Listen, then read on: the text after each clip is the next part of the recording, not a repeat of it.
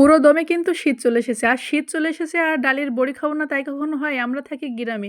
গ্রামের মানুষরা কিন্তু এই ডালের বড়ি খুবই পছন্দ করে। আর গ্রামে কিন্তু প্রত্যেক ঘরে, ঘরে শীতের সময় এই ডালের বড়িটা কিন্তু দেয়া হয়। এটা কিন্তু খুবই আনন্দ লাগে। তো ১ম এই আমি কলুর ডাল এভাবে সুন্দর করে ভিজিয়ে শিলপাটায় কিন্তু বেটে নিছি। তারপরে যে চাল কুমড়া আছে, পাকা চাল কুমড়া, সেই চাল কুমড়ো কিন্তু মেপে নিছি। ৫০০ ডালে ১.৫ কেজি কুমড়া মেপে সুন্দর করে একটা কুন্নিতে কুড়ে সুন্দর করে পানি ঝরিয়ে এইভাবে কিন্তু ডালের সাথে মাখিয়ে নিচ্ছি। আজকে কিন্তু আপনাদেরকে দেখাবো কিভাবে আমরা বড়ি দিই গ্রামে। আপনারা দেখবেন। আর কে, কে আপনারা এইভাবে বাসায় বড়ি দিয়ে খান অবশ্যই কিন্তু কমেন্ট বক্সে জানাবেন। আমার এই বড়ি দিয়া এটা যদি আপনাদের কাছে ভালো লাগে তাহলে কিন্তু লাইক, কমেন্ট, শেয়ার করে পাশে থাকবেন। তারপরে কিন্তু সুন্দর করে এগুলো সব একসাথে মাখিয়ে ডালটা কিন্তু সুন্দর করে ফেটিয়ে নিতে হবে। ফাটানোর পরে কিন্তু ডাবল হয়ে যাবে একদম। তারপরে কিন্তু এই যে অনেকেই অনেক কিছুতেই দেয়। আমি কিন্তু টিনের উপরে এভাবে সুন্দর করে বড়ি দিচ্ছি। দেখেন কত সুন্দর দেখাচ্ছে।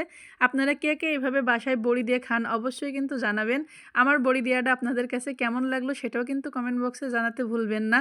কলুর ডালের বড়িটা কিন্তু শীতের সময় প্রত্যেক ঘরে, ঘরে কিন্তু দেয়া হয়। আর গ্রামে থাকলে এটা কিন্তু সুন্দরভাবে উপভোগ করা যায় এবং দেখা যায়।